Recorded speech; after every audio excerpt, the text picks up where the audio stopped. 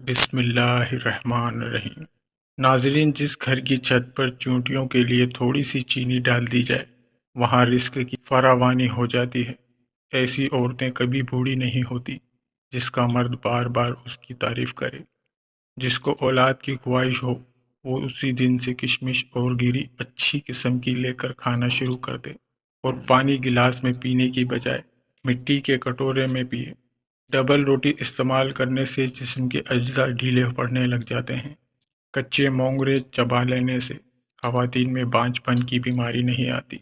اگر بچے دودھ پینا پسند نہیں کرتے تو بچوں کو ان کی پسند کا ملک شیک بنا کر دیں۔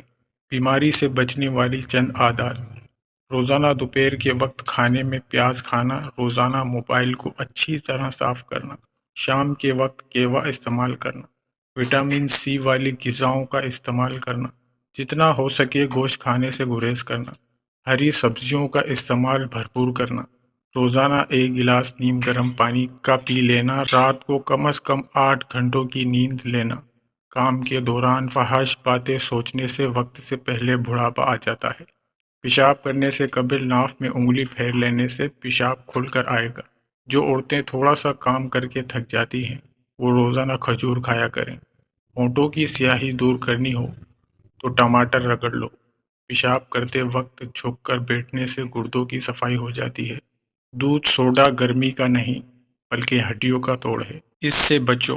ہڈیوں کو مضبوط کرنے، کھانے کو ہضم کرنے، رنگ دکھانے اور بالوں کو لمبا کرنے کے لیے پودینے کا استعمال بے حد مفید ثابت ہوتا ہے۔ نہانے سے قبل بالوں میں تیل لگانے سے بالوں کی جڑیں مضبوط ہوتی ہیں۔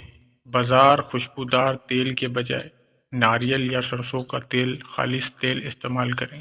خوش رہنا بالوں کی تندرستی میں بہت گہرا تعلق رکھتا ہے۔ ہمیشہ خوش رہیے۔ معدے کی گرمی سے جان چھڑوانے کے لیے سونف والا پانی پی لیا کرو۔ نہاتے وقت جسم پر تیل لگانے سے جسم کی سستی دور ہو جاتی ہے۔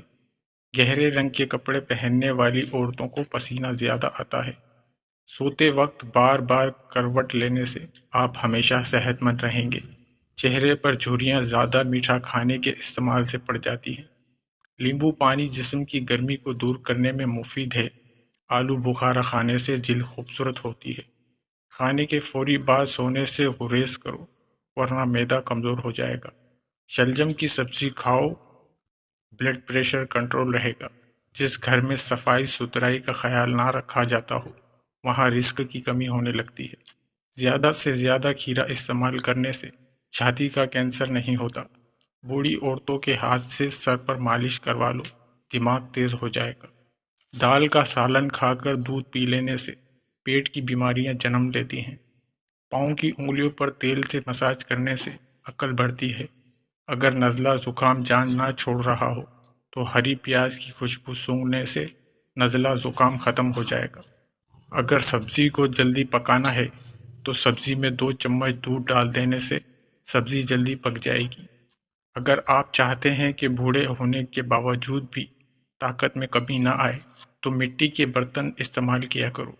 جو بچے جلدی بولنا شروع کر دیتے ہیں ایسے بچوں کی یادداشت بہت مضبوط ہوتی ہے۔ بالوں میں نہار منہ کنگھی کرنے سے سر میں خون کی روانگی تیز ہو جاتی ہے۔ اونٹنی کا دودھ پی لو، چہرہ جوان دکھائی دے گا۔ روزانہ صبح کو اٹھ کر گھاس پر چلنے سے ڈپریشن سے نجات مل جاتی ہے۔ انسانی جسم میں طاقت ڈالنے کا جادوئی میوہ اخروٹ ہے۔ اخروٹ کا حلوہ کھانے سے ہر قسم کی بدن کی کمزوری دور ہو جاتی ہے۔